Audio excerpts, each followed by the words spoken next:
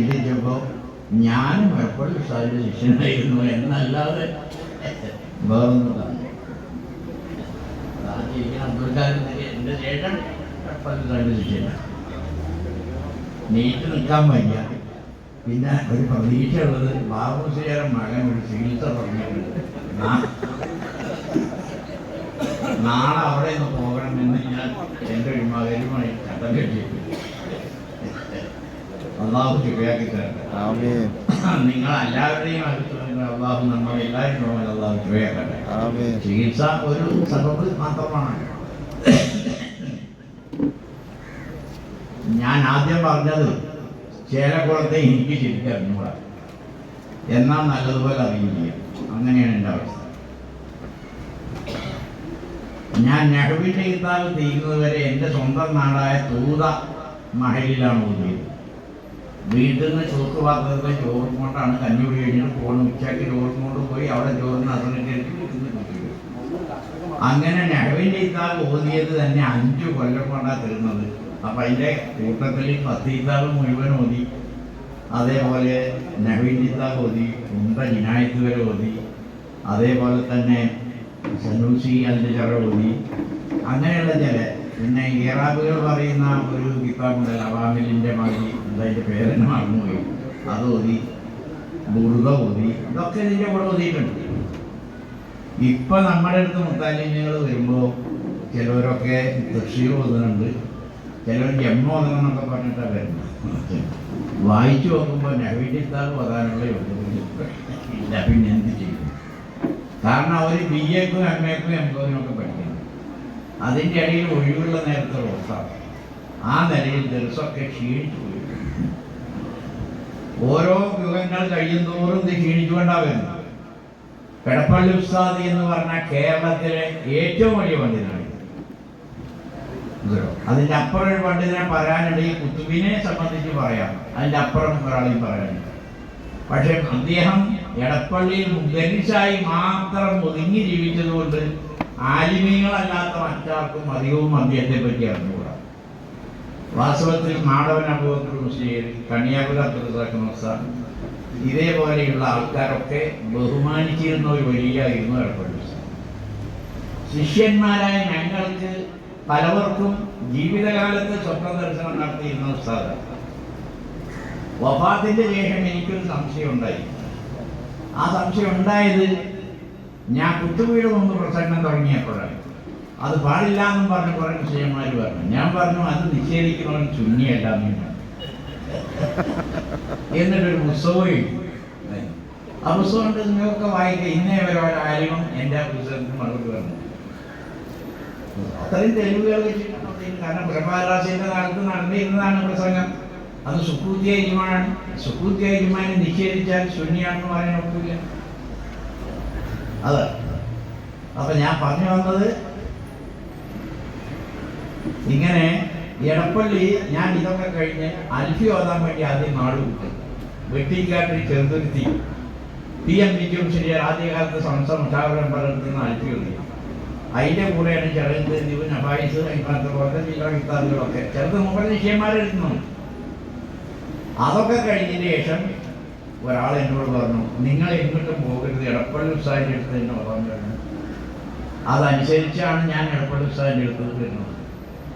വന്നപ്പോൾ കാലത്ത് അന്ന് രാത്രി വന്നൊരു വീട് പരിചയമുള്ള വീടുണ്ട്. അവിടെ ക്യാമ്പ് ചെയ്ത് കിട്ടുന്ന കാലത്ത് ആ വീട്ടിൽ ആളും കൂടിയായിട്ട് ഉസ്താദിൻ്റെ അടുത്തേക്കില്ല. ഉസ്താദ് കാലത്തെ കഞ്ഞി കുടിക്കുകയാണ്. ഉസ്താദ് എങ്ങനെയാന്ന് ചോദിച്ചാൽ കഞ്ഞി കുടിച്ചിട്ട് പിന്നെ ഒന്ന് കക്കൂസിൽ പോയിട്ട്, അന്ന് കക്കൂസൊന്നും ഇല്ലാത്തമായിട്ടൊന്നുമല്ല കാലത്ത്. അത് കഴിഞ്ഞ് ഒന്നുണ്ടാക്കി വന്ന് 2 റക്അത്ത് ദുഹാ നിസ്കരിച്ചിട്ടാണ് ബാക്കി ദിവസം നടത്തുന്നത്. അതിൻ്റെ മുമ്പ് 2 ദിവസം കഴിഞ്ഞിട്ടുണ്ട്. അപ്പോൾ ആ ബാക്കി കഞ്ഞി ഞങ്ങൾ തല്ലുകൂടിക്ക് പോകും. അങ്ങനെ കഞ്ഞിയില്ല കാലത്താണ്. അപ്പം അതുകൊണ്ട് തല്ലുകൂടൽ തുടങ്ങിയപ്പോൾ ഞങ്ങളൊരു തീരുമാനം എടുത്തു, ഒരു ദിവസം 4 ആൾ, അങ്ങനെ നടത്തിയിട്ട് 4 ആൾ. ഇങ്ങനെയാണ് അവിടെ കിതാബ് പോയത്. അപ്പം അങ്ങനെ വന്ന സമയത്ത് എന്നോട് ഉസ്താദ് പറഞ്ഞു, ഇപ്പം ഇവിടെ ഒഴിവില്ല ഭക്ഷണം കിട്ടാൻ. ഇപ്രാവശ്യം 4 പേര് വെല്ലുവിളിക്ക് പോകുന്നു.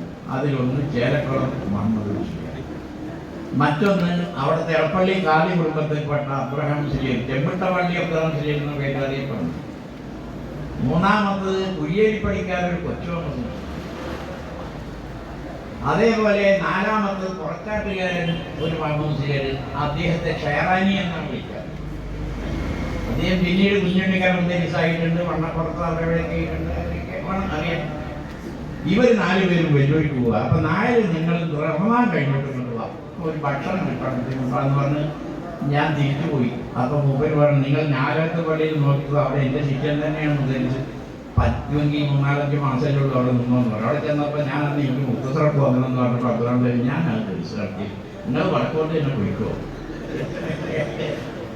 അങ്ങനെ ഞാൻ പോയി വല്ലപ്പുഴ അബ്ദുൽ മുസ്ലിയുടെ അടുത്ത് ചെന്നു. വല്ലപ്പുഴ മുഷാവറാധികാര മെമ്പർ, അവിടെ നിന്നാണ് അങ്ങനെ ഒരു 4-5 മാസം. അത് കഴിഞ്ഞ് റമദാനായപ്പോൾ എടപ്പള്ളി ഉസ്താദ് ഒരാളെ വിട്ടു എൻ്റെ വീട്ടിലേക്ക്, എടപ്പള്ളിയിൽ നിന്ന്. ആകെ എടപ്പള്ളി ഓതാൻ വന്നിരുന്നു. ഉസ്താദ് പറഞ്ഞാൽ റമദാൻ കഴിഞ്ഞ് അങ്ങോട്ട് തന്നെ ചെല്ലണം. അങ്ങനെ ഉസ്താദ് ഞങ്ങൾക്ക് ഓതാൻ വന്നത്. അതറിയുന്ന ആൾക്കാർ പറയും, ഉസ്താദിൻ്റെ ചരിത്രത്തിൽ ഒരു മുത്താലിമിനെ ഇവിടെ വന്ന് ഓതണം എന്ന് പറഞ്ഞ ആളെ പറഞ്ഞ വിളിച്ചത് നിങ്ങൾ മാത്രം. അതെന്തോ അതിലിട്ടത്. ആ സിറനുസരിച്ച് തന്നെയാണ് ഞാൻ അവിടെ വന്നത്. പിന്നെ എന്നിട്ട് 5 വർഷം ഓടി. അപ്പോൾ ശ്രീലഭിലാഭം കഴിഞ്ഞപ്പോൾ മൂപ്പർക്ക് ആ പന്നിലൊക്കെ നമുക്ക് ഇച്ചിരി വേഗം മനസ്സിലാവുകയാണ്. ഇപ്പം മനസ്സിലൊന്നുമില്ല, കാരണം അതൊന്നും ദർശനം നടത്താതെ കാരണം മണ്ണിട്ട് പോയി. കാരണം ഈ നാട്ടിലല്ലേ ദർശനം, മുത്തസിന്റെ അപ്പുറത്തേക്ക് പോകില്ല, അവർക്ക് മണ്ണിട്ട് പോയി. പക്ഷെ അന്ന് ഞാൻ വടക്കായിരുന്നെങ്കിൽ നല്ലൊരു മുത്തക്കിമായിരുന്നു അങ്ങനെ. പക്ഷെ അങ്ങനെ അവിടുന്ന് താമസിച്ച് ഉസ്താദിലായിട്ട് വന്ന് മോദിയുടെ ശേഷം ഈ പുസ്തകം ഇറക്കിയപ്പോൾ സമസ്ത തന്നെ അതിനൊരു സംശയം ഉന്നയിച്ചു. പ്രസംഗിക്കാം. അങ്ങനെ നെല്ലിക്കുത്തീശുമാരി മുസ്ലിയെയും അണ്ടോണ മൊയ്തീൻ കുട്ടി മുസ്ലിയെയും ചെറിയ APയെയും അവർ സമസ്ത വിട്ടുകേണ്ടത് എന്താ മുമ്പ് പ്രസംഗിക്കണം. അങ്ങനെ എന്നോട് വന്ന് സംസാരിച്ച്. അപ്പം ഞാൻ പറഞ്ഞു, നമ്മുടെ ഉസ്താദ് പറഞ്ഞിട്ടാണ് ഞാൻ തുടങ്ങിയത്, തെറ്റില്ലാന്ന് എനിക്കറിയാം. പക്ഷേ ഉസ്താദിനോട് ചോദിച്ചു പ്രസംഗിക്കുമെന്നും പറഞ്ഞ്. ഇവിടുത്തെ പൊന്നുരുത്തിയുടെ ഭരണഘടനയിൽ അദ്വീപിന്റെ ചുമതലയുണ്ട് കുത്തുപട ബാങ്കിന്റെ മുമ്പ് പ്രസംഗിക്കുക. അപ്പൊ അത് ചെറിയൊട്ടും വിരോധമില്ലാത്ത മൂപ്പര് വളരെ സൂക്ഷ്മമായിട്ട് പത്ത് ചെയ്യുന്നവിടെ മൂപ്പര് പോലും കൊണ്ട് ഇത് ചെയ്യണം എന്ന് പറഞ്ഞിട്ടുണ്ടോ. പിന്നെ നിങ്ങൾ അതിനേക്കാൾ വലിയ സമസ്ത നീ ഏതാണ്. അങ്ങനെ അവർ 3-4 വന്നിട്ട് ഞാൻ ഈ തെളിവുകളൊക്കെ പറഞ്ഞു. അപ്പൊ അവർ ആദ്യം പറഞ്ഞു അൽക്കബും തലാത്ത് എഴുതണ്ടേ. അപ്പൊ ഞാൻ ചോദിക്കും, അൽക്കബും തലാത്ത് എപ്പോഴാണ് തിന്നിട്ട്? വ്യാഴാഴ്ച മാതിരി മുതൽക്കല്ല. അവിടെ നിന്ന് മൂല്യന്മാർ വ്യാഴാഴ്ച രാത്രി വയറ് പറയാറുണ്ട്. ഇത് എന്തൊരു ന്യായം. പിന്നെ പറഞ്ഞു 10 പറഞ്ഞു സുബൈക്കാരൻ കഴിഞ്ഞ ഉടനെ അതിനായിട്ടാണ് മുതലെടുക്കുന്നത്.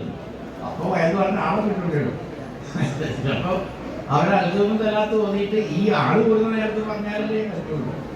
പിന്നെ മുസ്തറക്കൽ അതീതിലുണ്ടല്ലോ, അബൂഹുറൈറ പ്രസംഗിച്ചിരുന്നു, തമീമുദ്ദാരി പ്രസംഗിച്ചിരുന്നു എന്നൊക്കെ. പക്ഷേ നമ്മുടെ നാട്ടിൽ അന്നൊരു പതിവുണ്ടായി, ചിലയിടത്തൊക്കെ സുന്നി പള്ളിയിൽ കുത്തുബയുടെ ബാങ്ക് കഴിഞ്ഞിട്ട് പിന്നെ കുറച്ച് പൂസയിക്കുമ്പോൾ വരെ കുത്തുപോതി, നബാത്തി കുത്തുപോതി, പിന്നെ മലയാളത്തിലാണ് പ്രസംഗിക്കുക. ആ കുത്തുബയുടെ പരിഭാഷ തന്നെ അങ്ങനെ പ്രസംഗിച്ച് രണ്ടാമത് പറഞ്ഞു മടക്കി. ഇത് നന്നല്ല എന്ന് സംസ്ഥാനത്ത് ഒരു പത്തുണ്ട്. ഇതാണ് ഈ അബൂബക്കർ പത്തുവ. ജുമഅയുടെ ബാങ്ക് കഴിഞ്ഞാൽ ശറയിൽ കുത്തുബയും നിസ്കാരവും അല്ലാതെ വേറൊന്നുമില്ല. അപ്പൊ ഞാൻ മുസ്ലിംമാരോട് പറയാം, ആ പത്തുവയിൽ ചെയ്തു നിങ്ങൾ മനസ്സിലാക്കിയ തെറ്റ്. ജുമഅയുടെ ബാങ്ക് പറഞ്ഞാൽ കുത്തുബയിലേക്ക് കയറിയുള്ള ബാങ്കാണ്. നിമിഷങ്ങളുടെ കാലത്ത് ആ ഒരു ബാങ്കേ ഉള്ളൂ, 2 ബാങ്ക്. അപ്പൊ ആ ബാങ്ക് കഴിഞ്ഞാൽ കുത്തുബയും നിസ്കാരവും പാടുള്ളൂ എന്നാണ് ഈച്ച പറഞ്ഞത്. നിങ്ങൾ മനസ്സിലാക്കില്ല എന്ന് ഞാൻ സ്റ്റേജിലേക്ക് അടിഞ്ഞെടുക്കുമ്പോൾ പ്രസംഗിച്ചിരുന്നു. പിന്നാരും ഏതായാലും അന്ന് ഈ 3 പണ്ഡിതന്മാർ എന്നോട് ഇതിനെപ്പറ്റി സംസാരിക്കാൻ വന്നപ്പോൾ എൻ്റെ മുമ്പിൽ ഇമാം ഖദറിന്റെ ഒരു കിതാബ് നൽകിയിരുന്നു. അത് റാസിയിൽ അവിടെ ഇവിടെ കൂടി എണ്ണായതാണ്. റാസി ദർശനം തുടങ്ങിയാൽ കിട്ടുന്നു. അപ്പൊ അത് എന്ത് പറയുന്നു, ഷാഫിയും ഹനഫിയും തമ്മിൽ ബാങ്കിൽ എന്താണ് തർക്കം, ഇഖാമത്തിൽ എന്താണ് തർക്കം? പരസ്യമായി ഇത്രയും കാലം മദീന പള്ളിയിൽ മറ്റും പരസ്യമായി എല്ലാവരുടെയും സാന്നിധ്യത്തിൽ നിർവഹിച്ചിട്ടുള്ള ഇഖാമത്ത് എങ്ങനെയാണെന്ന് പോലും കൂടി സഹാബികളുടെ തർക്കമുണ്ട്. അതുകൊണ്ടല്ലേ അബൂ ഹനീഫ ബാങ്കിനേക്കാൾ അത് കൂടുതലാണ് ഇഖാമത്ത്. ഇതെങ്ങനെ സംഭവിക്കും? ഒരു ഇഷ്കാലില്ല. എന്നോട് എന്താ പറഞ്ഞു, നീ എന്താ മറുപടി? ഞാൻ പറഞ്ഞു, ഞാൻ ആ കിതാബ് കൂടെ നോക്കിയിട്ടില്ല, അപ്പം വെട്ടിപ്പുറത്ത് ഇരിക്കുന്നതായി നോക്കാൻ വേണ്ടി കൊണ്ടുവച്ചതാണ്. ഇത് വലിയ സംശയം തന്നെയാണല്ലോ. അങ്ങനെ ആ സംശയം തീർക്കാൻ വേണ്ടി ഞാൻ പല കിതാബുകളും നോക്കിയിട്ട് എനിക്ക് പിടുത്തം കിട്ടിയില്ല. അന്ന് രാത്രി എടപ്പള്ളി ഉസ്താദിന് സ്വപ്നം എങ്ങനെയാണ്, മൂപ്പരെ ഹയാത്തിലാർത്താണ്, മൂപ്പര് വീട്ടിലെങ്ങനെ ഇരിക്കുകയാണ്. അപ്പൊ എന്നോട് പറയാണ്, വേറെ വിശദമായിട്ടൊന്നും പറഞ്ഞില്ല, ഹുജ്ജത്തുൽ ബാരിയ നല്ല കിതാബ് എടുത്ത് നോക്കിയെന്ന് പറഞ്ഞു. പിറ്റേ ദിവസം തന്നെ ഞാൻ ദീപത്ത് പഠിക്കുമ്പോൾ തന്നെ കിതാബ് ബാരിയ മേടിച്ചിട്ടുണ്ട്, ബുഖാരിയുടെ ഷറഹ് ഫൈദുൽ ബാരി മേടിച്ചിട്ടുണ്ട്, ഇങ്ങനെയൊക്കെ കിതാബ് മേടിച്ചു. ഹുജ്ജത്തുൽ ബാരി എടുത്ത് മറിച്ച് നോക്കിയപ്പോൾ തന്നെ ഈ വിഷയതാണ്. എന്താ വിഷയം? ഷാഫി ഹനഫിയും തമ്മിൽ ഇഖാമത്തിന്റെ ലഫ്ളിൽ തർക്കമൊന്നുമില്ല, ഏതാണ് അഫ്ളൽ എന്ന കാര്യത്തിൽ മാത്രമേ തർക്കമുള്ളൂ. നമ്മൾ പറയുന്നത് ഇത് കൂടാതെ ഒരു സംഭവം ഉണ്ടായി. ഞാൻ പൊന്നുവെഴുത്ത് നിന്ന സമയത്ത് ഈ മുസ്ലിംമാർക്കാണല്ലോ അധികം ശത്രുക്കളുള്ളത്. ഏറ്റവും ശത്രുവുള്ളത് അമ്പിയാക്കന്മാർ, അത് കഴിഞ്ഞ മുസ്ലിംമാർ. അതെന്റെ വീട്ടിൽ പറയും, നിങ്ങൾ വീട്ടിൽ ആരെ വിളിച്ച് സൽക്കരിച്ചിട്ടുണ്ടോ അവരൊക്കെ ശത്രുക്കൾ, ഇനി മേലെ സൽക്കരിക്കും. നമ്മളാ ചെറൈന്റെ നിയമത്തിൽ സൽക്കാരം കേമാക്കും. അപ്പൊ അവര് വിചാരം എന്താ, മുസ്ലിം ഇങ്ങനെ തന്നെ ജീവിക്കുന്നത്, പിന്നെ അസൂയക്ക് വേറെ എവിടത്തേക്ക്. അതാണ്. അപ്പൊ ശമ്പളമില്ല, ഒന്നുമില്ല, ഒരു ഫക്കീറായിട്ട് അവരെ കീഴിൽ ജീവിക്കണം. അപ്പൊ അങ്ങനത്തെ ഓരോ ഖത്തീബ് ഇമാമും അതും അപ്പൊ അവരിങ്ങനെ പലതുമൊക്കെ ചെയ്താൽ പറഞ്ഞാൽ ഒരു വില ഉണ്ടാവില്ല. അതാണ് ഇപ്പൊ വന്നിരിക്കുന്നത്. ഈക്കടെ സ്മരണിക ഇപ്പൊ ഇറങ്ങിയപ്പോ ഞാൻ വായിച്ചപ്പോ ഈക്ക പറഞ്ഞിട്ടുണ്ട്, ഈ താന്ന കുടുംബത്തിലെ മുസ്ലിംമാരായതാണ് നമ്മുടെ നാട്ടിലെ മോശം. അപ്പൊ എനിക്ക് തോന്നുന്നത് എന്താ മുമ്പ് ഇങ്ങനെ പറയുന്നത്. അപ്പൊ വായിച്ചു നോക്കുമ്പോ സംഭവം മുമ്പ് എന്താ പറയുന്നത്, അബൂ സുഫിയാനും കൂട്ടരെയും നബി സല്ലല്ലാഹു അലൈഹി വസല്ലമയെ സംബന്ധിച്ച് അറിയാൻ വേണ്ടി സിറിയയിൽ ചെന്നപ്പോ അവിടുത്തെ രാജാവ് വിളിച്ചു ചോദിച്ചു നബിയെ പറ്റി വിവരം. അപ്പൊ അബൂ സുഫിയാനോട് ചോദിച്ചപ്പോൾ അദ്ദേഹത്തിന്റെ കുടുംബം എങ്ങനെയുണ്ട് ചോദിച്ചു. അത് ഉന്നത കുടുംബമാണ്. ഇത് ഉദ്ദേശിച്ചുകൊണ്ടാണ് ഈക്ക പറയുന്നത്. ഇന്ന് നമ്മുടെ വീട്ടിലെ പള്ളിയിലെ മുഖനിസാര ഈ നാട്ടിലെ മുതലാളിയുടെ വൈക്കോലിയുടെ താത്താടെ മോനാണ്. ഈ മോൻ പറഞ്ഞാൽ ഈ മുതലെ കേൾക്കുമോ അനുസരിക്കുമോ? ഇക്ക പറഞ്ഞ അതാണ്. അപ്പൊ ഉന്നത കുടുംബത്തിൽ നിന്ന് അടിമകൾ ഉണ്ടാവണം. നബിമാരങ്ങനെ ഉണ്ടായത്. അവരന്തരാമികളാണെങ്കിൽ അത് വേണം, അപ്പോഴേ ആ ഗുണം കിട്ടും. പക്ഷേ കേരളത്തിന് അല്ലാതെ വേറൊരു ബർക്കത്ത് ചെയ്ത് എന്താ വെച്ചാൽ രാജ്യത്തുള്ളത് ഇന്ന് കേരളത്തിലാണ്. ഈ ഹൈർ നാം മറക്കും. അതുകൊണ്ട് നമ്മുടെ ആ പോരായ്മ ഇവിടുത്തെ മുതലാളിമാർ എന്തൊക്കെ പറഞ്ഞാലും അത് സഹിച്ചു നിന്നുകൊണ്ട് ഇസ്ലാമിന്റെ ഇഷ്ടത്തിനെ നിലനിർത്തി നിങ്ങൾ പ്രവർത്തിക്കണം. അതിന് അല്ലാഹു സുബ്ഹാനഹു വ തആല തൗഫീഖ് ചെയ്യട്ടെ. അപ്പൊ ചേലപ്പുറത്തെ സംബന്ധിച്ച് ഞാൻ പറഞ്ഞത്, അവർ വലിയൊരു പോയി പിന്നെ ഇടയ്ക്ക് വരുമ്പോൾ ഉസ്താദിനെ കാണാൻ വരും. അപ്പം അങ്ങനെ കണ്ടിട്ടുണ്ട്. പിന്നെ പരീക്കുട്ടി മുസ്ലിയാർ തബീബി മുസ്ലിയാർ മകളെയാണ് ഒരു കല്യാണം കഴിച്ചത്.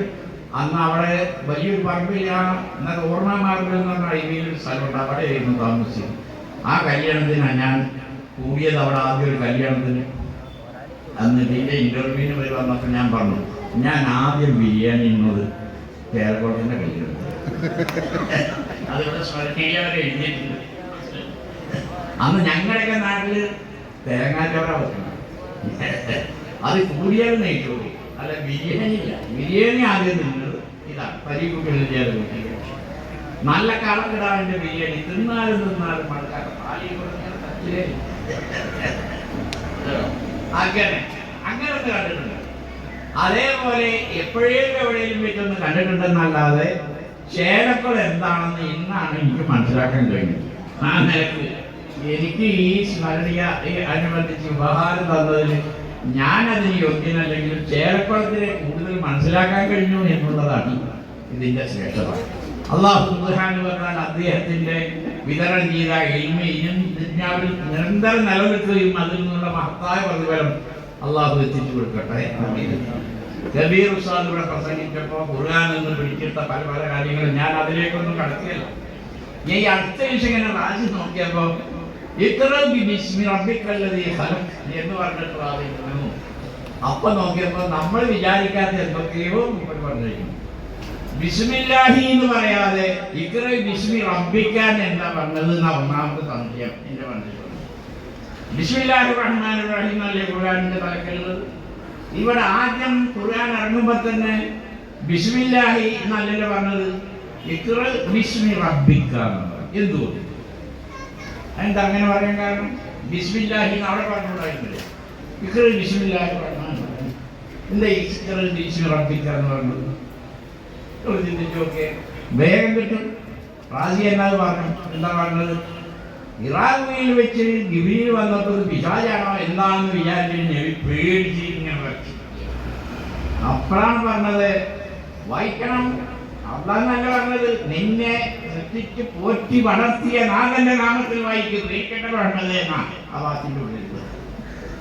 പേടിച്ച് വരക്കണ്ട, നിന്റെ റബ്ബിന്റെ നാമത്തിൽ നീ വായിക്ക്. അള്ളാഹുവിന്റെ നാമത്തിൽ നിന്ന് പറഞ്ഞ് പേടിപ്പെടുത്തിയില്ല. നിന്നെ സൃഷ്ടിച്ച് പോറ്റി വളർത്തിയ റബ്ബിന്റെ നാമത്തിൽ നീ വായിക്കുക എന്നാണ്. അപ്പൊ ആദ്യം തന്നെ പറഞ്ഞത് എന്ത് ചെയ്യണം എന്നാണ്? വായിക്കണമെന്നാണ്. നമ്മളെ മുസ്ലിംമാർക്ക് ആകെയുള്ള കുറവ് മറ്റേ നോക്കണ്ടെങ്കിലും വായനയില്ല. ഞാൻ 5ാം ക്ലാസ് വരെ പഠിച്ചിട്ടുള്ളൂ. പിന്നെ ഇത്തിരിയെങ്കിലുമൊക്കെ മലയാളം പറയുന്നത് അതിൻ്റെ ശേഷം വായിച്ചിട്ടാണ്. വായിച്ചാൽ പലതും പഠിക്കാനാവും. 5ാം ക്ലാസ് മതി, മലയാളം വായിച്ച് പഠിച്ചാൽ പോരെ. ഇപ്പൊ ഞാൻ കഴിഞ്ഞ ആഴ്ച ഒരു ഗോപിമണി എന്ന് പറഞ്ഞവരുടെ ഹിന്ദു ഒരു സാഹിത്യജ്ഞന്റെ പുസ്തകം, ആകാശങ്ങൾക്കും അപ്പുറം എന്നുള്ള പുസ്തകം, അത് വായിച്ചപ്പോൾ എനിക്ക് തോന്നി ലൗലാക്കരമാഹലക്കത്തില്ല ഫലാഖി എന്ന ഹദീസിൽ പറഞ്ഞ ആശയം സത്യമാണ്. ഹദീസ് ലൈഫാണ്. നബിയെ തങ്ങൾ ഉണ്ടായിരുന്നില്ലെങ്കിൽ ഈ പ്രപഞ്ചത്തെ ഞാൻ സൃഷ്ടിക്കുകയില്ലായിരുന്നു എന്നാണല്ലോ ആ ഹദീസിന്റെ അർത്ഥം. ഈ ശാസ്ത്രജ്ഞൻ പറഞ്ഞു 900 കോടി വർഷം മുമ്പാണ് ആദ്യത്തെ ബിഗ് ബാങ് സ്ഫോടനമുണ്ടായത്. ആ സ്ഫോടനത്തിന്റെ മുമ്പ് സ്ഥലവും കാലവുമില്ല. പക്ഷേ ഈ സ്ഫോടനം ഉണ്ടാക്കിയ വലിയ ഗ്ലോബ് അല്ലെങ്കിൽ ചെറിയ ഗ്ലോബ് എങ്ങനെ ഉണ്ടായി എന്നാണ് എന്നൊരർത്ഥമില്ല എന്ന് പറഞ്ഞു പോയില്ലേ.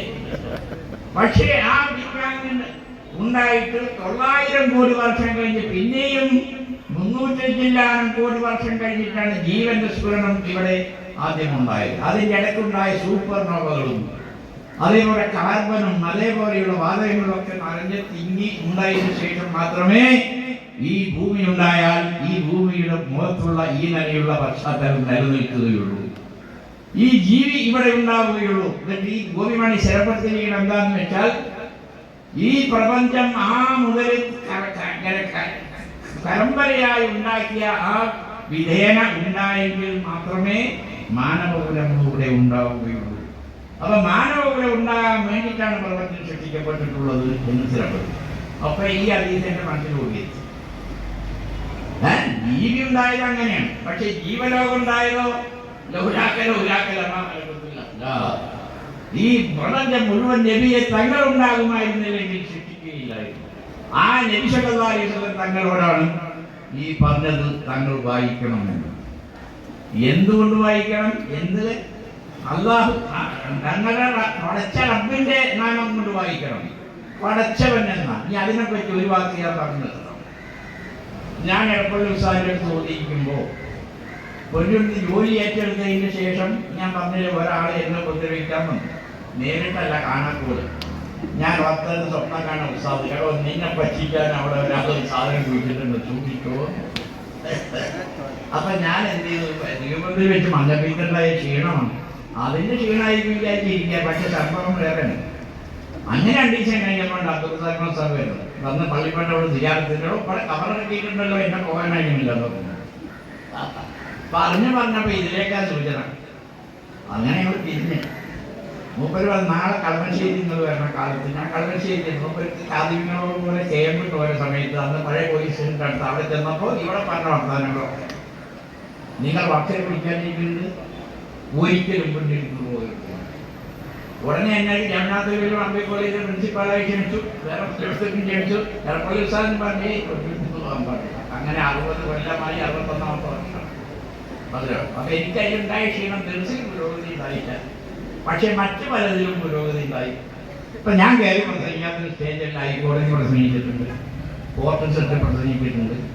ഇപ്പൊ നാള് സാധിക്കാതെ ചെയ്യാറുള്ള സ്മർദ്ദവരുന്നുണ്ട്. അപ്പൊ സ്വാമിമാരും RSS ഇങ്ങോട്ട് വിളിച്ച് ഇന്റർവ്യൂവിന് വരാം. അയാൾ കാലുമെന്ന് വിളിക്കണം എന്നാ പറയുന്നു സ്വാമി. ഇത്രയും ഹിന്ദുമതത്തെ പറ്റി പഠിച്ച പണ്ഡിതന്മാരുണ്ടോ? എവിടെ പോകാൻ പറ്റില്ല. പഠിച്ചത് ഇച്ചിരി പറഞ്ഞതാണ്. അപ്പൊ നമ്മൾ പഠിച്ചു പറഞ്ഞാൽ എങ്ങനെയിരിക്കും? ഹിന്ദുമതത്തിൽ ഈ ബിംബാരാധനയില്ല. നിങ്ങളിപ്പോൾ പറഞ്ഞ കേൾക്കുന്ന ആർക്കെങ്കിലും വിശ്വസിക്കുമോ? നിങ്ങൾ നീന്തവെള്ളം എടുത്ത് പഠിച്ചു നോക്കും. വിമാനാണെന്ന് പരിപാടി ചെയ്തില്ല. അതുകൊണ്ടാണ് ഞാൻ പ്രസംഗിച്ചത്. ശ്രീരാമൻ ജയിലിന് പറഞ്ഞ കാപ്പറാവൊന്നുമില്ല എന്ന് പ്രസംഗിച്ചപ്പോൾ മനസ്സിലാവും. ഒരു മുസ്ലിം ഇന്നവരാരും ചോദിച്ചിട്ടില്ല. ഈ അടുത്ത മുസ്ലിം അത് അങ്ങനെ പറഞ്ഞെന്താ ചെയ്യുന്നതുകൊണ്ട് പത്രത്തിന്റെ കാലത്ത് പോലും നരകത്തിലല്ലേ ഉള്ളൂ. അന്ന് ശ്രീരാമന്റെ കാലത്ത് വേറെ എന്തായിരുന്നു ശ്രീരാമൻ? അദ്ദേഹം ഒരു ഏകദേശം മനുഷ്യൻ വളരെ നെബിണ്ടായിരുന്നു. ഇനി അദ്ദേഹം തന്നെ ഇതൊന്നും നമുക്ക് അറിഞ്ഞുകൊള്ളു. പിന്നെ അത് കാപ്പറാക്കണം എന്ന് പറഞ്ഞപ്പോൾ എല്ലാവരും സുഹൃത്തായിരുന്നു പോകും. മനസ്സിലാവും. അപ്പൊ അങ്ങനെ എടപ്പള്ളി ഉസ്താദിന്റെ കഥ അതാണ്. എടപ്പള്ളി ഉസ്താദ് പറഞ്ഞതുപോലെ 2 ദിവസം കഴിഞ്ഞപ്പോൾ മുത്താലി നിങ്ങൾ മണ്ണ് ഇങ്ങനെ മുറ്റത്തുനിന്ന് തട്ടിയപ്പോൾ ഒരു കുടത്തിൽ മുട്ട, അരി, ഭക്ഷണം ഇതൊക്കെ വെച്ചിട്ടപ്പോൾ നമ്മുടെ രോഗവും മാറി. അപ്പൊ ഞാൻ പറഞ്ഞത് എടപ്പള്ളി ഉസ്താദ് എന്ന് പറഞ്ഞാൽ ഇവിടെ ഉണ്ടായിരുന്ന ഔലിയാക്കളൊക്കെ ബഹുമാനിച്ചിരുന്ന വലിയ ആലിമ വലിയല്ലെങ്കിൽ ലോകത്ത് പിന്നെ വലിയില്ല. മനസ്സിലാക്കിയിട്ടുണ്ടോ? ഏറ്റവും വലിയ ഔലിയാക്കന്മാര് ആലിമീകളാണ്. അവർ ചെറുതായിട്ട് ഇങ്ങനെ നടന്നാൽ എന്തൊരു ഗുണം കിട്ടാൻ പോകുന്ന ലോകത്തിന്? ആലിമ ദീൻ പഠിപ്പിക്കുന്നു, മുത്താലിമികൾ ഉണ്ടാക്കുന്ന, അവരെ കൊണ്ട് ദീൻ നിർത്തുന്നത്, അതാണ് എലിമാരുടെ പണി. അതാണ് ആലിമിന്റെ പണി. വലിയ എന്താണെന്ന് വെച്ചാൽ പേടിയാണ്. എന്താ? അല്ലാഹു സുബ്ഹാനഹു വ തആല നമ്മളെ ആദ്യം തന്നെ മുഅ്മിനായിട്ട് മരിക്കോ കാഫിറാവോ നിശ്ചയിച്ചിട്ടുണ്ട്. ഇപ്പൊ നമ്മൾ ചിന്തിച്ചാൽ ബേജാറാവും. പഠിച്ചോനെ എന്നെ നീ കാഫിറായി വിധിച്ചിട്ടുണ്ടെങ്കിൽ ഞാൻ എന്തിനാ ചിന്തിച്ചാൽ ഭ്രാന്ത് വരില്ല. ഭ്രാന്ത് വന്നിട്ടില്ലെങ്കിലല്ലേ പൊതുവെയുള്ളൂ. അപ്പൊ അതുകൊണ്ട് അല്ലാഹു സുബ്ഹാനഹു വ തആല എന്താണ് ചിന്തിച്ചത് അതുപോലെ വരും. എന്നാലും ദുആ സ്വീകരിക്കുമെന്നുണ്ടല്ലോ. അത് വെച്ച് നമ്മൾ ദുആയില്ലേ പഠിച്ചവനെ ഞങ്ങൾ എല്ലാവരെയും ഈമാനോടുകൂടെ മരിപ്പിക്കണേ എന്ന് ദുആ. നമ്മൾ മരണപ്പെട്ടു പോയ ചേലക്കൽ ഉസ്താദ്, അതേപോലെ മഹാന്മാരായ ഉസ്താദുമാരുടെ എല്ലാ ഖബറുകളെ നീ സ്വർഗ്ഗപൂർവ്വമാക്കണേ. അവരുടെ ശിഷ്യന്മാരെയും അതേ ഹിദായത്തിലാക്കി ജീവിപ്പിച്ച അവസാനം കാമിലായ ഈമാനോടുകൂടെ മരിക്കുന്ന കൂട്ടത്തിൽ നീ പെടുത്തണേ തമ്പുരാനെ എന്നാണ്. അപ്പോ അവരും പോയി ആ ഉത്തരം കൂട്ടി. അപ്പൊ ഞാൻ പറഞ്ഞത് ഇതാണ്, സ്വപ്നത്തിൽ കൂടി വരെ നമ്മൾ ഉസ്താദന്മാർ നമുക്ക് നിർദ്ദേശങ്ങൾ തരും. ഇതൊക്കെയാണ് കറാമത്തുകൾ. അങ്ങനത്തെ മഹാന്മാരായ ആൾക്കാരുടെ ശിഷ്യന്മാരാണ്. ചേലപ്പുഴകളുടെ വിശേഷം പലവരും ധരിച്ചിരിക്കുന്ന മൂപ്പര് തെക്കനാണെന്നാണ്. മൂപ്പര് തെക്കുള്ള ആലിമീങ്ങളെ പരമ്പരയുള്ളതാണ് ഇവിടെ പ്രസംഗിച്ചു. മൂപ്പര് അധികം ഉപകരിക്കുന്ന വടക്കാണ്. ആ വടക്ക് ഓതിയിൽ അവസാനം ഊതിയത് എടപ്പള്ളി ഉസ്താദിന്റെ അടുത്ത്. ഉസ്താദ് കൂട്ടായിക്കാരനാ, വടക്കനാണ്. എടപ്പള്ളി ഉസ്താദ് കൂട്ടായി പിന്നെ ബാബുശ്ശേരിയുടെ ശിഷ്യനാണ്. വളരെ പ്രസിദ്ധായി വലിയ ഇൽമുൽ ഹയ്യത്തുകാരനായിരുന്നു. അപ്പൊ ഇൽമുൽ ഹയ്യത്ത് എനിക്കും പറയുമ്പോൾ വേഗം മനസ്സിലായതുകൊണ്ട് ഉസ്താദ് എനിക്ക് ചകമേനി കൂടി ഓതണമെന്ന് പറഞ്ഞാൽ എന്നിട്ട് തസീലാമിലാക്ക് കഴിഞ്ഞാൽ ചകമേനി ഒരു മക്കാൽ ഓതിയിട്ടുണ്ട്. അതൊക്കെ അപ്പൊ ചത്തമേനിയായി കിടക്കുക. അതുകൊണ്ട് ഇപ്പൊ നമുക്ക് യാതൊരു ഗുണവുമില്ല. അങ്ങനെ ഞാൻ ഒരു ദിവസം മുസ്തഫ അലി സാഹിബ് സുഖലാണ് നമ്മൾ ഉസ്താദ് എന്നെ വിളിച്ച് നമുക്ക് മുസ്തഫ അലിനെ കാണാൻ പോകണം. അപ്പൊ പറഞ്ഞു, ഞാൻ ചോദിച്ചു എന്താ പ്രത്യേകം, എന്താ മുസ്തഫ അലിന്റെ പരിചയം? മൂപ്പര് എന്റെ ശിഷ്യനാണ്. പ്രായം ആൾക്കാരുടെ കൂടുതൽ, മൂപ്പർക്കാരുടെ കൂടുതൽ.